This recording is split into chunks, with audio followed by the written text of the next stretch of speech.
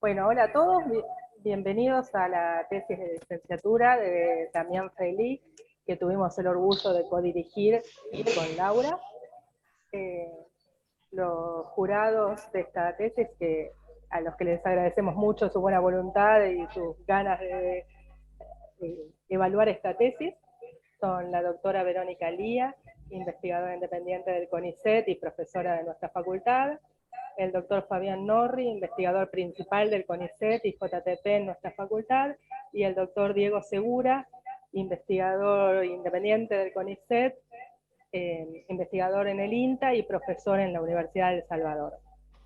La tesis que nos convoca hoy es sobre la mosca Anastrefa fraterculus. También les va a contar ahora todos los detalles del nombre, dirección y demás.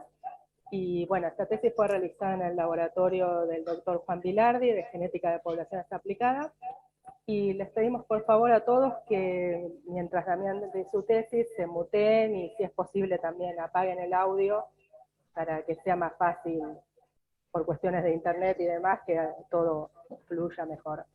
Bueno, bienvenidos y los dejo con Damián.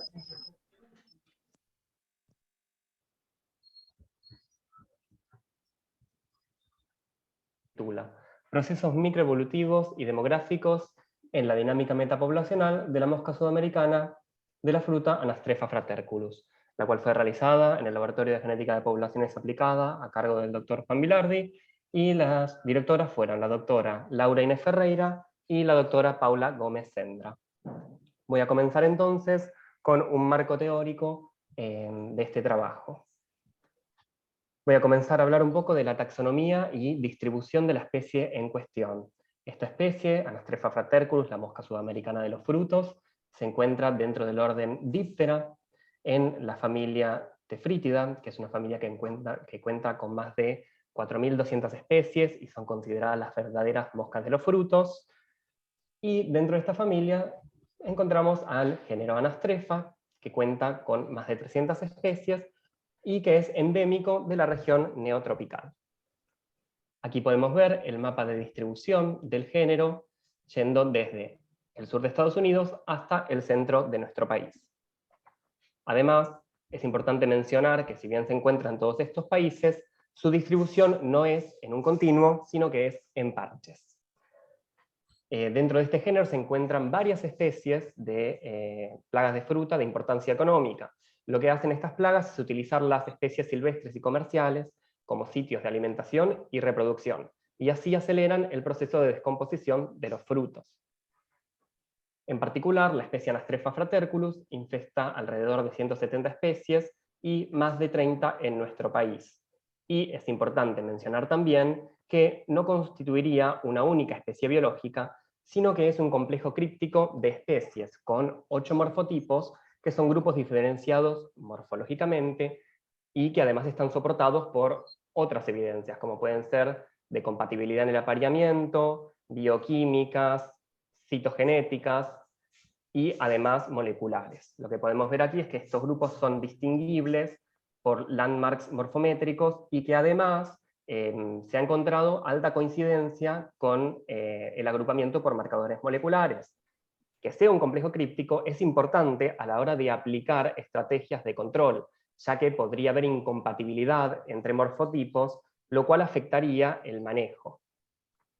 Bien, yendo hacia el ciclo de vida de la especie, como podemos ver en la figura de la izquierda, luego del apareamiento, la hembra ovipone en los frutos, las larvas comienzan a alimentarse de estos frutos, y justamente lo que genera es que los frutos caigan, las larvas se entierran, y entre los 33 y 43 días emergen los adultos de vida libre, cuya madurez sexual se alcanza luego de 10 a 15 días. Es decir, este es un ciclo de vida holometábolo, ya que se suceden, hay una metamorfosis completa, y se suceden los estadios, las fases de huevo, larva, pupa e imago. Además, como estrategia, algo importante mencionar es que generalmente en la naturaleza la hembra tiene una sola cópula a lo largo de su vida. Y como estrategia reproductiva, las hembras además depositarían feromonas para disuadir la oviposición de otras hembras, y este se ha encontrado como un fenómeno sumamente plástico. Bien, desde el punto de vista de la estructuración poblacional, este ciclo de vida es sumamente interesante, ya que en los estadios tempranos hay una distribución en parches, donde los parches serían justamente los frutos, mientras que para los adultos hay una distribución relativamente continua. Sumado al ciclo de vida de la especie, es de interés mencionar la dinámica estacional de esta especie. Anastrefa fraterculus, como mencioné anteriormente, es una especie altamente polífaga, y la dinámica poblacional de esta especie está íntimamente relacionada con la dinámica de los hospederos. Aquí podemos ver la disponibilidad de fruta madura para 5 especies de plantas hospederas de Afraterculus en el área de Tucumán, Argentina. Podemos ver para cada una de estas especies, a lo largo de los meses, la disponibilidad de fruta madura, siendo las zonas más oscuras los picos de maduración. Entonces, el movimiento entre hospedadores silvestres y cultivados es típico de varias especies importantes de moscas de la plaga, de fruta plaga, y es importante para la supervivencia de la población, porque ninguna especie de hospedador fructifica durante todo el año, es decir, la mosca va yendo de una a otra especie de hospedador. Además, los niveles de infestación de Afraterculus para cada especie son coincidentes con el pico de maduración de las mismas. Esto, junto al ciclo de vida, da lugar a una dinámica metapoblacional. Esto sería una población que está compuesta por subpoblaciones inestables. Las subpoblaciones en parches particulares se extinguen continuamente y tienen un alto recambio poblacional, pero la metapoblación persiste mientras la tasa de colonización sea aproximadamente igual a la tasa de extinción. Mediante marcadores moleculares, adicionalmente, se ha encontrado un agrupamiento y una estructuración poblacional entre distintos hospederos sincrónicos, revelando justamente la adaptación a los distintos frutos. Bien, en cuanto a las estrategias de control, dado que los tefrítidos son plagas de gran impacto para la cadena frutihortícola argentina, el SENASA, junto al INTA y otras organizaciones, crearon en la década de los 90 el Programa Nacional de Control y Erradicación de la Mosca de los Frutos, PROCEM, que justamente busca reducir el impacto socioeconómico desarrollando acciones sobre 2 plagas muy importantes. Una es Serapitis capitata, la mosca del Mediterráneo, y otra es justamente Anastrefa fraterculus, la mosca sudamericana de los frutos. Aquí podemos ver un mapa de la Argentina y las distintas zonas donde el PROCEM realiza tanto monitoreo como supresión activa de estas 2 plagas. En el marco de este programa hay un proyecto que plantea cambiar la estrategia que se realiza con control químico, con pesticidas, por una estrategia o una técnica de control integrado donde la base es la lucha biológica, como puede ser mediante la implementación de parasitoides, como vemos aquí, o mediante la implementación de la técnica del insecto estéril. Esta técnica consiste en la esterilización, es una técnica de control genético, mediante la esterilización de machos y su liberación, que se aparean con las hembras, pero no generan descendencia. Por este motivo decaen los niveles de la población. Es importante para el manejo de plagas integrado tener un abordaje multidisciplinario que contemple múltiples fuentes de evidencia. En este sentido, la genética puede aportar numerosos conocimientos a la hora del control de plagas. Recientemente, en nuestro laboratorio, utilizando marcadores mitocondriales, hemos encontrado en el norte y centro de nuestro país 2 unidades de manejo, 2 clústeres basados en condiciones ambientales, agrupados por condiciones ambientales, además genéticas, y que constituirían 2 unidades de manejo, lo cual muestra justamente la importancia de estos estudios. Yendo a la genética de Fraterculus en nuestro país, como antecedentes, primeramente, se encontró utilizando marcadores moleculares e isoenzimas que todas las poblaciones argentinas pertenecerían a una única especie, que sería el morfotipo brasileño 1. Esto luego se vio reforzado con pruebas de compatibilidad para el apareamiento. Luego, utilizando marcadores mitocondriales a escala regional, se pudo encontrar un agrupamiento por biomas, que es el que mencioné previamente, y además una falta de asociación entre las distancias genéticas y geográficas. En los últimos años se desarrollaron marcadores microsatélites, los cuales son una importante herramienta para análisis genéticos poblacionales y para la posible aplicación de la técnica del insecto estéril. Estos marcadores ya han permitido a escala local detectar estructuración poblacional críptica y alta dispersión de las hembras desde emergencia hasta oviposición. Además, tiene la ventaja de que puede ser combinado con rasgos cuantitativos, lo cual enriquece el análisis que se puede realizar. Sin embargo, aún se precisa más información sobre la capacidad de dispersión de la especie y la cuantificación de procesos microevolutivos y demográficos. Bien, en cuanto al área de estudio de este trabajo, la misma se encuentra en la provincia de Tucumán, en Argentina, en un lugar en el extremo sur de la ecorregión de Yungas, que constituyen restos de bosques de estribaciones entre 400 y 700 metros sobre el nivel del mar, en el este de la ladera del Cerro San Javier, como podemos ver aquí en la imagen.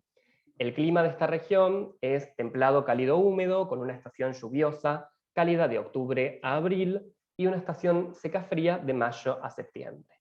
Además, presenta vegetación secundaria alterada, es decir, especies de plantas exóticas y nativas combinadas. La zona muestreada está comprendida entre el borde de las Yungas, que vemos acá con la letra A, la ciudad de San Pablo, con la letra B, y un área suburbana. Y es importante mencionar que no hay un manejo de plagas actualmente en esta región. Además, el sitio de muestreo comprende un pequeño número de guayabos confinados en una estrecha franja. Bueno, esto era a modo de introducción. Ahora voy a pasar a los objetivos e hipótesis de esta investigación. En cuanto al objetivo general, el mismo fue contribuir al conocimiento de la biología, estrategia de uso de recursos, capacidad de dispersión y comportamiento de Diaphragma y desentrañar los procesos evolutivos y demográficos que pueden estar configurando la dinámica de sus poblaciones. En cuanto a los objetivos específicos, los mismos fueron caracterizar la diversidad genética y estructura genético-espacial a escala fina de una población silvestre aplicando metodologías de marcadores moleculares.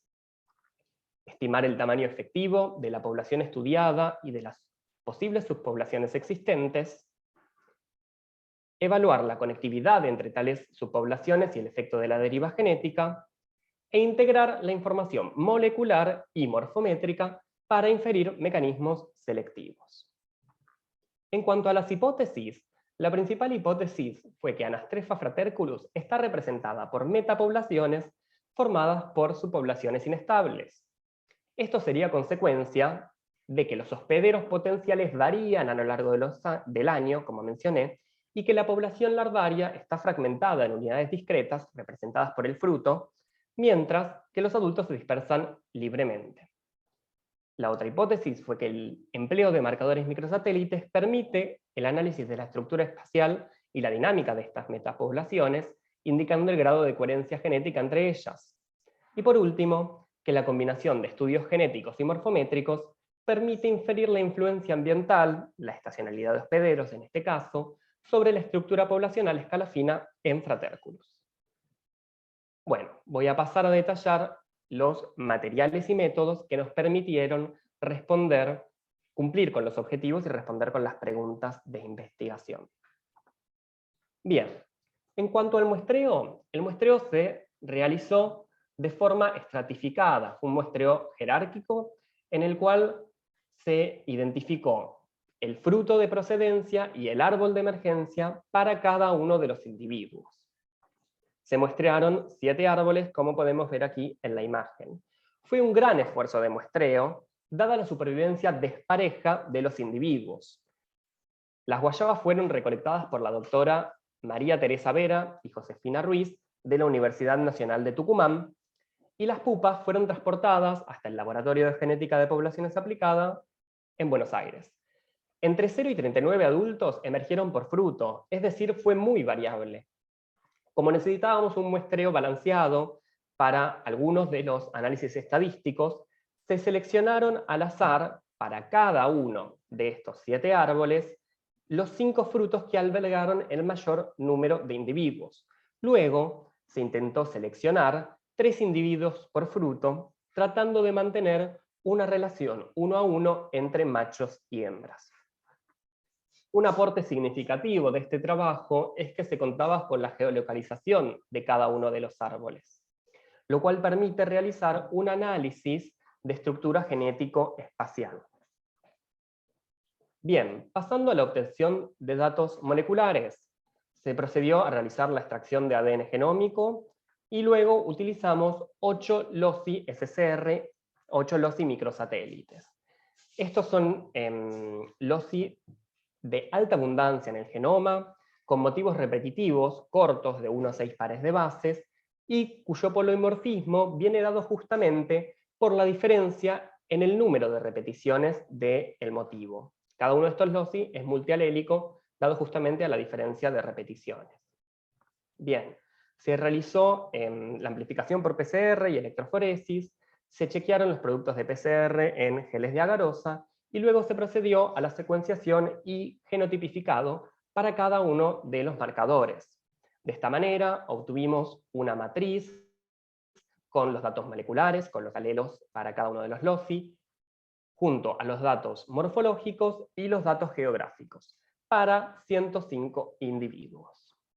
Bien, en cuanto a los datos morfométricos, estos datos fueron obtenidos por la doctora Paula Gómez Sendra, codirectora de esta tesis, y se eligieron 6 rasgos, que son los que podemos ver aquí, relacionados con el tamaño del cuerpo, la forma de la cabeza y la capacidad de vuelo.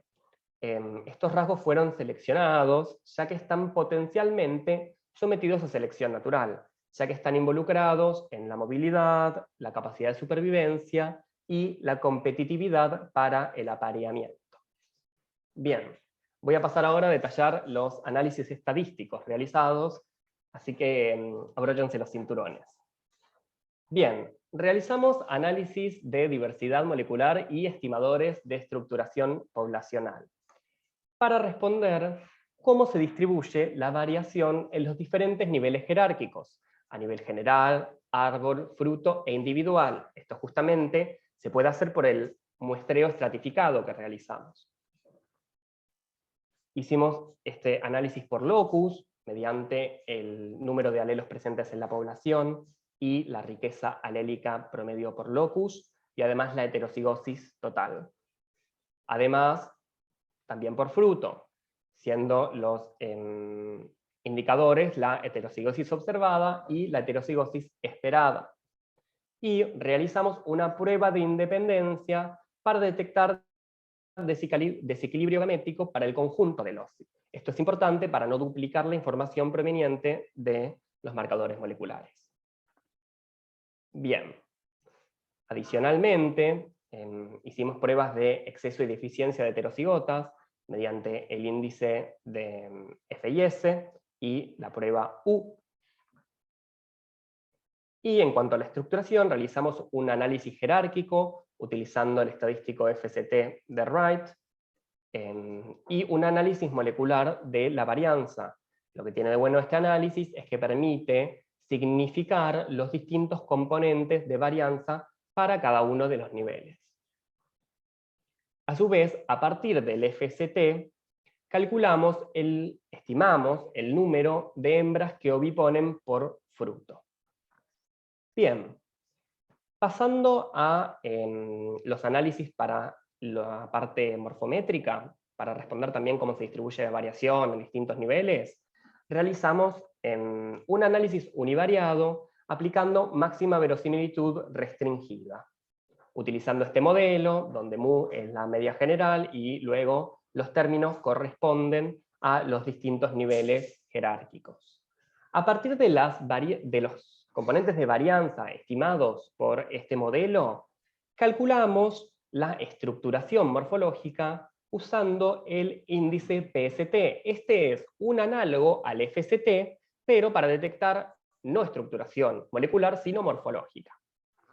Y lo realizamos a dos niveles, para el conjunto de frutos y al nivel de árbol. Bien, luego combinando ambas fuentes de información, realizamos pruebas de neutralidad selectiva para responder cuál es la escala en la que podrían estar actuando las fuerzas selectivas que influyen en la diferenciación morfológica. Justamente, utilizamos la comparación FST-PST. Y esta comparación tiene tres resultados posibles. Una opción es que el PST sea mayor al FST. En este caso, la selección natural direccional favorecería diferentes fenotipos en las distintas poblaciones o niveles de análisis. Si el PST es igual al FST, la diferenciación no difiere de lo esperado solamente por deriva genética. Y si el PST resulta menor al FST, eso significa que podría estar actuando la selección estabilizadora, favoreciendo el mismo fenotipo en las distintas poblaciones. Bueno, entonces, adicionalmente, realizamos un agrupamiento bayesiano porque nos interesaba ver si hay estructuración genética críptica en una población aparentemente única. Para esto, utilizamos un análisis integrador del paisaje mediante el paquete Schindler, que es un método basado en genotipos multilocus individuales, que lo que tiene de bueno es que combina la información molecular, la información morfométrica y las coordenadas geográficas para obtener la distribución posterior de tres parámetros, que son el número de subpoblaciones, también la distribución geográfica de estas subpoblaciones y la probabilidad de pertenencia a cada una de estas subpoblaciones de cada uno de los individuos. Bien, además queríamos cuantificar el efecto de la deriva genética y el flujo génico para ver cómo es la conectividad entre las subpoblaciones. Esto lo hicimos mediante el modelo F de hibridación entre linajes, el cual enuncia que a partir de una población ancestral, linajes independientes surgieron y que justamente estos linajes independientes son los que dieron lugar a las subpoblaciones actuales.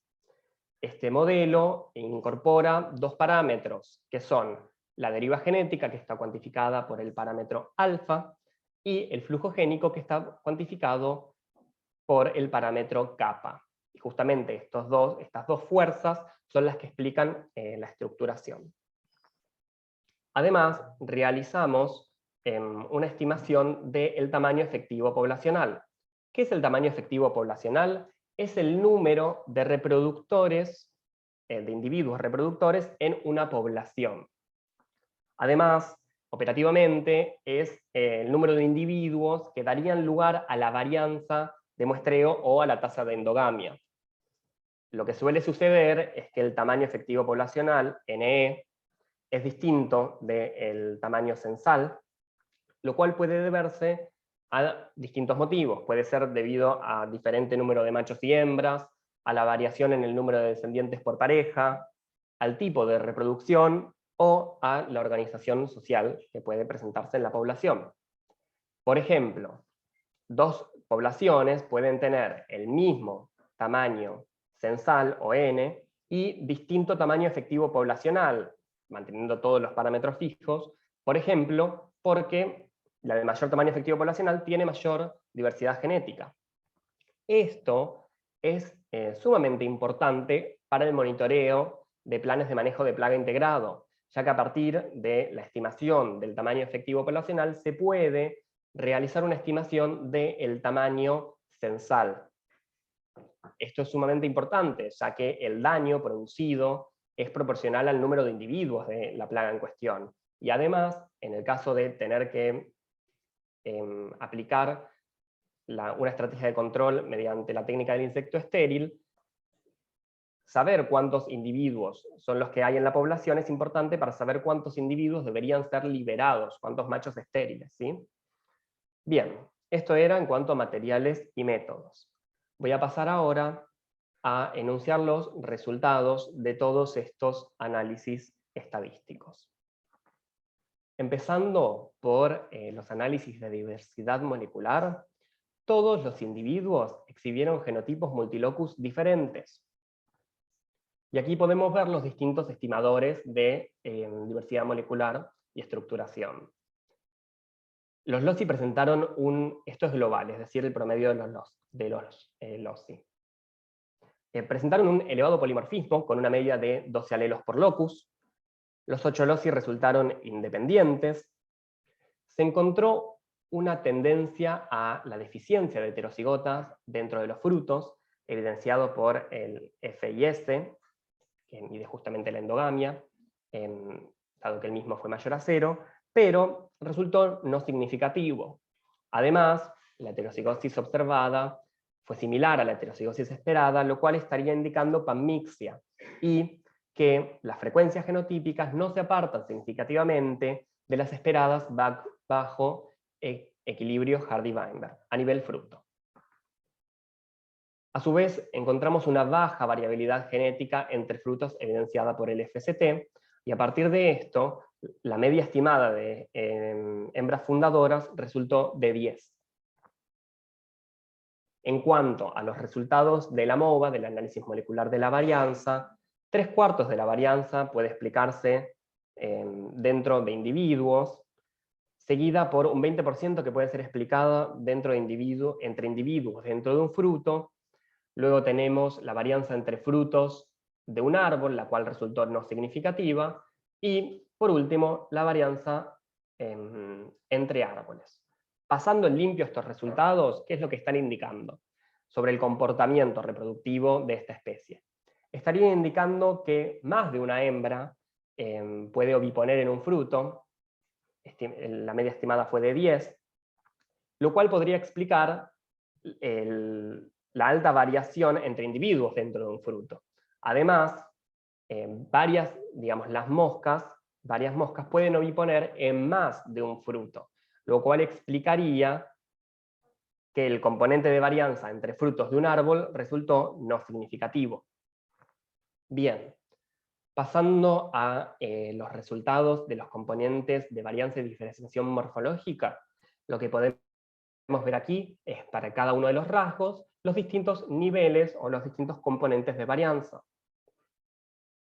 Se encontró una alta variación entre individuos dentro del mismo fruto, la cual resultó significativa para los rasgos del tamaño del cuerpo y la forma de la cabeza, que son estos 4. Y el nivel de árbol resultó significativo para explicar la variación solo en los 2 rasgos alares, el ancho y el largo del ala, que podemos ver aquí. En cuanto a las pruebas de neutralidad, acá podemos ver para cada uno de los rasgos, el PST a nivel de fruto y a nivel de árbol, y el FST respectivo también. La diferenciación cuantitativa entre frutas fue mayor que lo esperado bajo neutralidad para todos los rasgos. Esto podría constituir un mecanismo para evitar la competencia entre individuos que están geográficamente cercanos, que están en un mismo fruto. Además, a nivel árbol, se encontraron posibles evidencias de selección direccional en ambos rasgos de ala. Los rasgos del ala están involucrados en la capacidad dispersiva de las moscas, de los individuos. Es decir, las pruebas de neutralidad han tenido una alta concordancia con componentes de varianza y diferenciación morfológica. Bueno, en cuanto al agrupamiento bayesiano, la corrida con mayor densidad posterior promedio arrojó un número modal de clústeres, grupos o subpoblaciones de 3. Acá podemos ver con distintos colores la distribución geográfica de cada uno de estos clústeres o subpoblaciones, ¿sí? Bueno, el clúster 1, que es el que podemos ver acá, es el que estuvo formado por todos los individuos de los árboles 2, 3 y 4. 2, 3, 4 y 5. El clúster 2 estuvo formado por todos los individuos de los árboles 6 y 7. Y el clúster 3 fue el que estuvo formado por todos los individuos del árbol 1. Lo que podemos ver acá es la probabilidad de pertenencia de los individuos a cada uno de los clústeres, ¿sí? Y la mayor intensidad de color estaría indicando una mayor probabilidad de pertenencia. Bien, además, la estructura genética entre estos grupos fue significativa, fue medida mediante el FST. Y algo interesante, aquí lo que podemos ver, me parece que todavía no cargó, voy a esperar a que cargue un segundito. Lo que podemos ver es justamente la probabilidad de pertenencia de cada individuo para los distintos clústeres, está separada por árboles, y lo que vemos es justamente cómo todos los individuos de un árbol tienden a pertenecer al mismo clúster.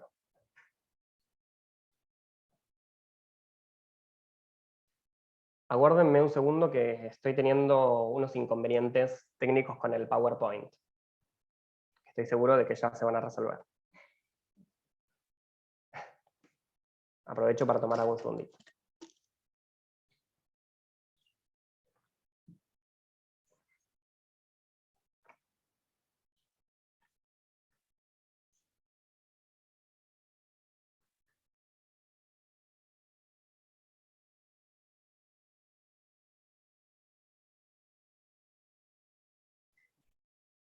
Disculpen, es que se me tildó la presentación, ahora en un segundo ya continúo. Tranquilo, no pasa nada.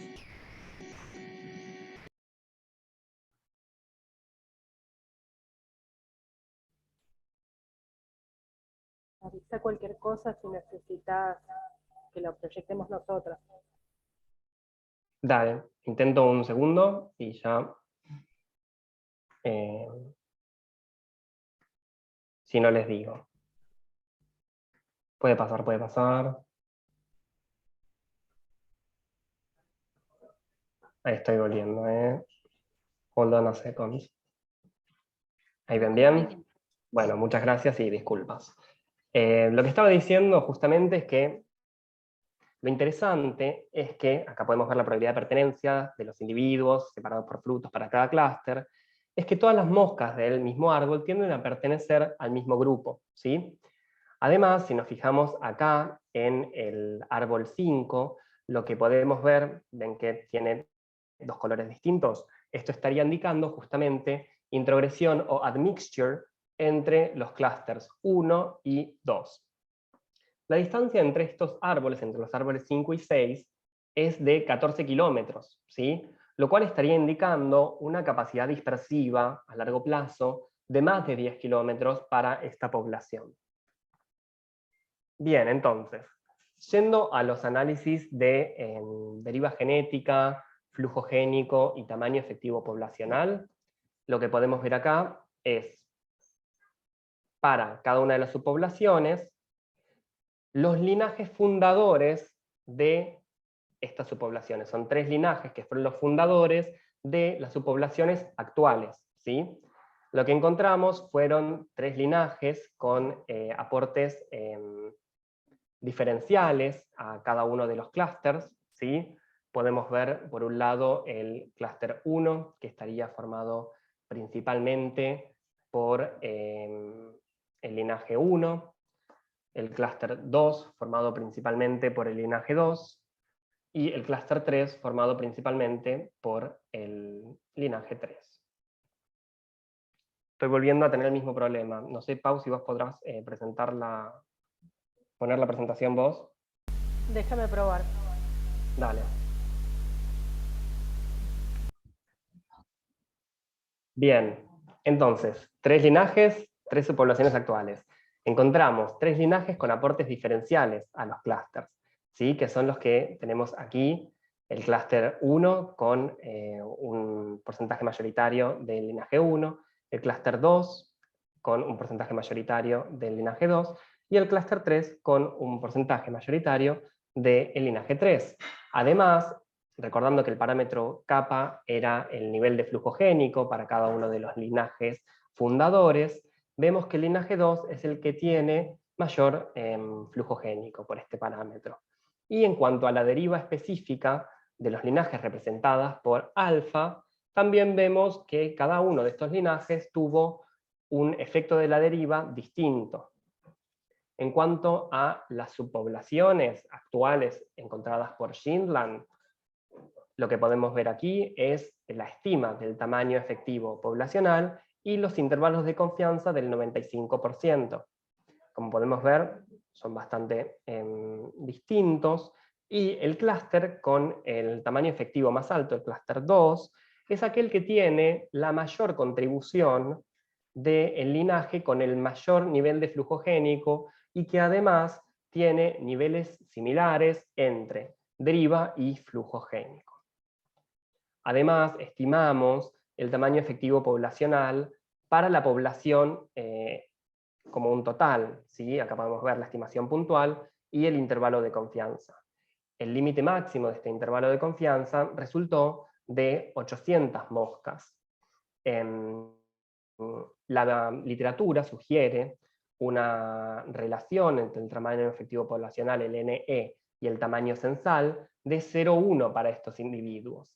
De esta manera, podríamos estar hablando de una población con un tamaño máximo cercana a las 8.000, 10.000 moscas, lo cual dijimos que era sumamente importante estimar el tamaño para posibles programas de manejo.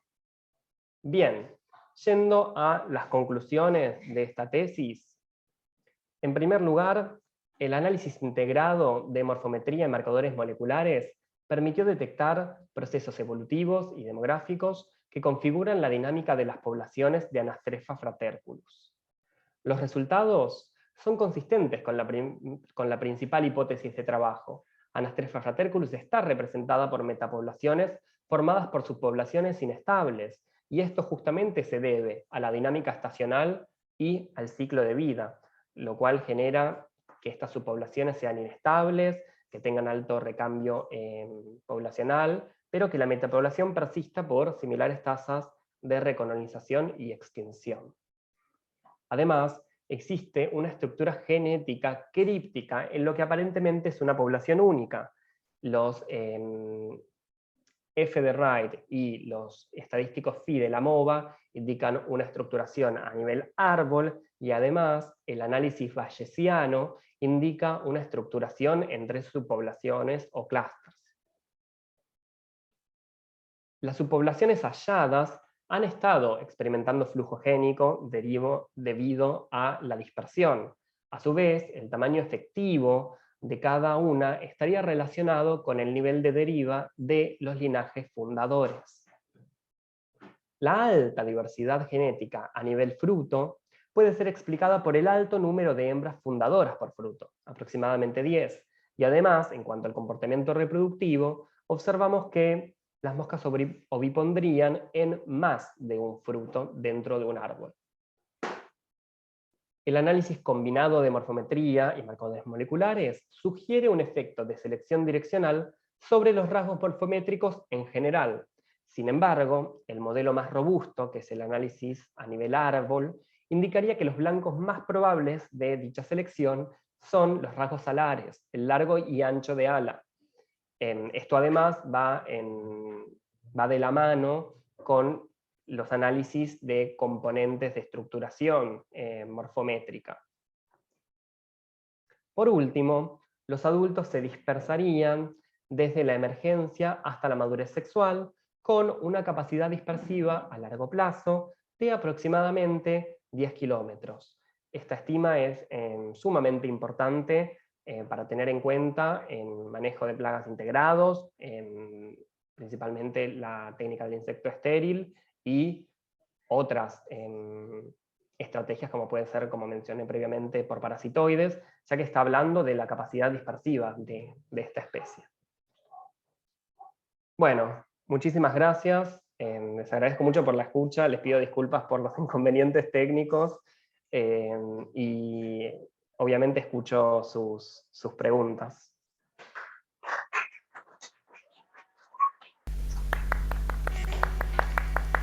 Muy bien.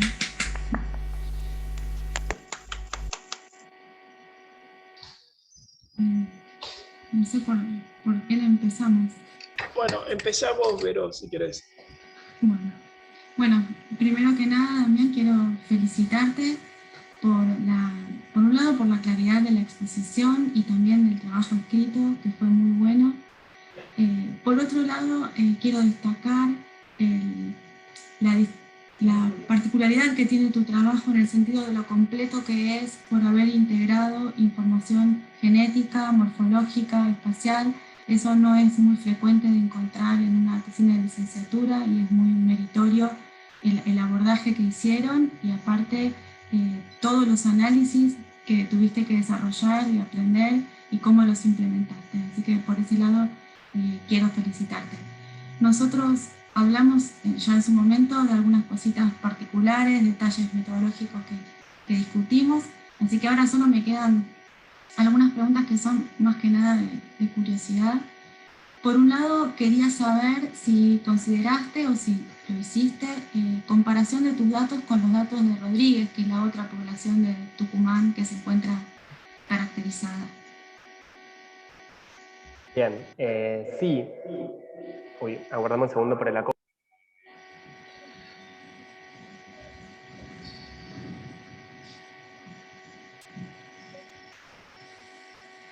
Sí, hicimos en realidad a lo largo de toda la investigación, para poner un poco en contexto, el trabajo que menciona Vero es un trabajo también hecho por Ángeles Rodríguez, que fue tesista del Laboratorio de Genética de Poblaciones.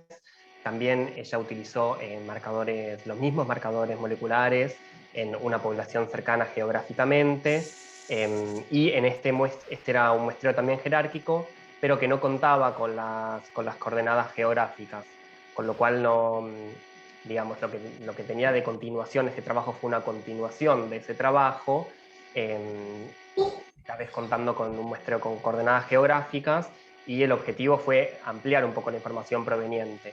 Sí hicimos comparaciones, a medida que corríamos los resultados, uno inevitablemente va comparando, ¿no?, con lo que daba una población tan cercana, y justamente con la ventaja de que el muestreo era muy similar también, con lo cual era sumamente comparable. Por ejemplo, en este trabajo se encontraba un número de hembras fundadoras menor, era un número de hembras fundadoras igual a 3, y lo que sucedía era que la diversidad genética a nivel de fruto era mucho más baja que en nuestro trabajo. En nuestro trabajo encontramos una diversidad genética a nivel de fruto más alta, que podría estar explicada por un número de hembras fundadoras 3 veces mayor. También en ese trabajo habían encontrado unos primeros indicios de estructuración genética, y bueno, en este trabajo pudimos confirmarlo y continuarlo y cuantificar procesos microevolutivos y procesos demográficos también. Mi pregunta iba también a saber si habían hecho un análisis como conjunto para ver qué tan diferenciadas estaban estas dos poblaciones, la tuya versus la de Ángeles. No, podría ser es muy interesante, la verdad podríamos hacerlo a futuro, digamos, porque, bueno, son dos poblaciones sumamente cercanas y sería rico el análisis en conjunto. Sí hemos en algún momento hecho análisis morfométricos, teniendo en cuenta ambos sitios, y no encontramos muchas diferencias en cuanto a lo morfológico. Sí, en ese trabajo, por ejemplo, se encontró también selección sobre los rasgos alares, pero a nivel fruto. En nuestro trabajo se encontró a nivel fruto y más confiablemente a nivel árbol. Pero sí, estaría bueno integrar la información molecular de ambas poblaciones y ver cuán divergentes son o si experimentan flujo génico. Está muy bueno. Y la última pregunta es, en el análisis espacial, cuando vos ves la distribución de los distintos clústeres genéticos, vos que conocés más la biología de la especie y tenés más información, ¿no?, de cómo se está comportando la dinámica de esta metapoblación, ¿crees que si muestreás otro año en estos mismos lugares, los clústeres podrían cambiar de lugar, digamos, se mantendrían pero cambiarían de lugar? Bueno, yo creo que lo esperado es que sí, justamente como es una metapoblación, las subpoblaciones son inestables y responden a la dinámica de los hospederos. Y justamente en respuesta a esa dinámica de los hospederos, se esperaría que uno no encontrara las mismas subpoblaciones con los mismos parámetros, sino que encontrara, pueden ser más subpoblaciones, menos subpoblaciones, pero ciertas subpoblaciones también, si hiciéramos el mismo análisis de tamaño efectivo y de flujo génico, probablemente eso también cambie, porque eso es la característica principal justamente de una metapoblación. Bueno, por mi parte ya está, no sé, Fabián y Diego. Diego, ¿querés seguir vos y después yo? Bueno, dale, gracias. Bueno, Damián, felicitaciones para vos, también por supuesto para las directoras. El trabajo está muy, muy, muy lindo, la tesis se lee muy bien. Para mí, que no trabajo en el tema, que me pareció bastante fluida.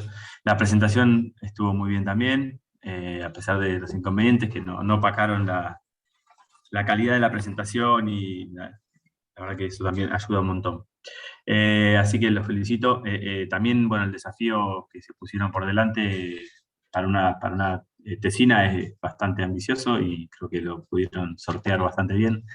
Porque bueno, combinan aproximaciones, pero también un montón de herramientas estadísticas que son bastante ásperas, por lo menos desde mi punto de vista son bastante ásperas, y bueno, para un trabajo para una tesis de licenciatura es bastante, digamos, pusieron la vara bastante alta y está muy completo el trabajo.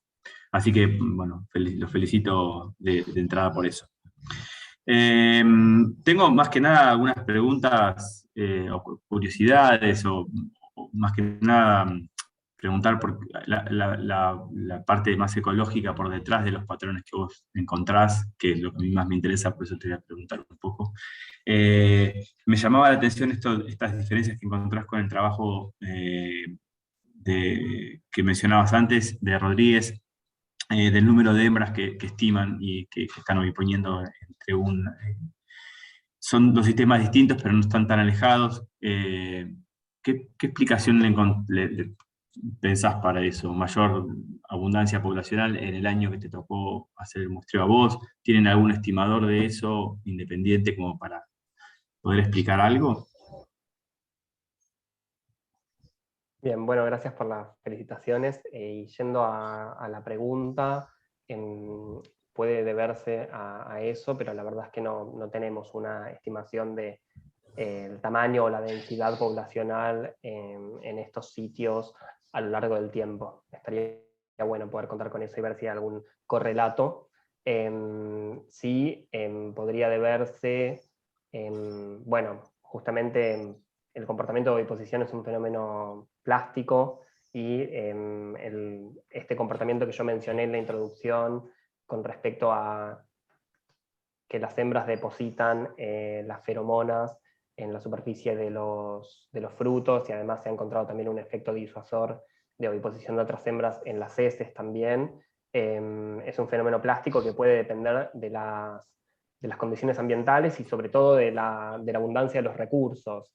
Por ejemplo, si una hembra ha pasado mucho tiempo de su vida, de su corta vida, digamos, buscando recursos, más allá de que esto es el muestreo, corresponde a los meses que son del pico de fruto maduro de guayabo en este caso. Podría suceder que en la población de Rodríguez la abundancia fuera mayor, el tiempo para encontrar un hospedero óptimo fuera menor, entonces esta estrategia competitiva en digamos, la deposición de estas feromonas tuvieron un mayor efecto. Podría deberse a eso. Estaría bueno contar con algún estimador de la densidad o del tamaño en estas zonas. Sería muy útil. Perfecto. Otra de las cosas que me llamaba la atención es cómo se distribuyen los clústeres esos en el espacio, ¿no? Y cómo, o si tenían alguna explicación que puede ser parte del entorno ecológico, quizás, no sé, justamente porque se te quedaba por un lado el árbol 1, que estaba muy próximo a los árboles 2, 3, 4 y 5.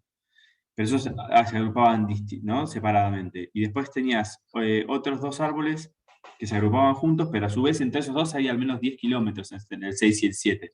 Como que no hay ningún tipo de correlato, pero bueno, no sé si ahí el entorno ecológico de cada uno de esos te puede explicar esa diferenciación que tenés, o si te lo preguntaste, no sé. Sí, fue algo que nos preguntamos. Bueno, acá podemos ver de lo que Diego hace referencia, digamos, justamente en la probabilidad, digamos, de la distribución geográfica más probable de cada clúster. Esto puede verse, por un lado, la zona de muestreo contaba con, digamos, estaba extendida a lo largo de 3 zonas. Puede verse en base a esto. Los árboles 6 y 7 están en esta zona, los otros árboles están en la zona, digamos, más de las yungas. En particular, nunca, o sea, no es algo que hayamos discutido en el manuscrito ni nada. A mí siempre me llamó la atención, Laura, Paula y Juan pueden dar fe de esto, que el árbol 1, por ejemplo, estaba separado por un arroyo. ¿Sí? Esto es algo que a mí me llamó la atención. Bueno, si capaz eso podría constituir alguna especie de barrera, ¿no? Porque geográficamente está bastante cercano a los árboles 2, 3, 4 y 5, al otro clúster, pero quizás esto podría constituir alguna especie. Es un arroyo pequeño, no es que es muy grande, pero quizás de alguna manera puede tener que ver con eso. Puede tener que ver con alguna especie de direccionalidad dada por el viento. ¿Vos querías mencionar algo, Pau? No, sí, justo lo del viento iba a decir, que estuvimos considerando, pero la verdad que no teníamos los datos suficientes como para poder llegar a afirmarlo claramente. Pero sí, la duda nos surgió claramente, no esperábamos que se separara tanto el uno de los otros árboles, que estaban muy cerquita, y sí, sospechábamos algún tipo de direccionalidad. Bien. Y bueno, tengo más preguntas, pero porque me surge un montón a medida que iba leyendo, me surge un montón de preguntas y cosas que me gustaría poder estudiar de alguna forma. Pero lo otro que me preguntaba es, en la tesis mencionás que en algunos frutos se recuperaba al mismo tiempo que Anastrefa ceratitis. Según entiendo, esos frutos fueron incorporados en el análisis. Y me pregunta si en algún momento pensaron o intentaron, o existe la posibilidad de ver si alguno de estos patrones puede estar afectado por la presencia o no en esos frutos de una especie competidora como es ceratitis. Bien, es bastante interesante la pregunta. Capaz Pau puede dar información más precisa, pero la realidad es que la cantidad de individuos de ceratitis encontrados, según tengo entendido, fue en algunos casos y fue en bajo número. Pau. Sí, fueron muy pocos, las ceratitis fueron muy pocas y parece haber algún tipo de exclusión. Nosotros en este muestreo también habíamos colectado en otras frutas que después, bueno, no usamos para el análisis porque eran menos y bueno, no entró en la tesis de Damián, pero sí en el muestreo original lo habíamos hecho, y en guayaba había muy pocas ceratitis, había más, y después en nogal creo que habían aparecido una sororcula, pero eran demasiado pocas como para poder hacer algún tipo de patrón, y de hecho las que aparecían en frutos que no tenían tantas anastrefas, así que en realidad en la práctica después esos frutos no los usamos. Claro, nos terminamos quedando con los 5 frutos que albergaron la mayor cantidad de individuos. por cada árbol, digamos. Bueno, por mi parte estoy.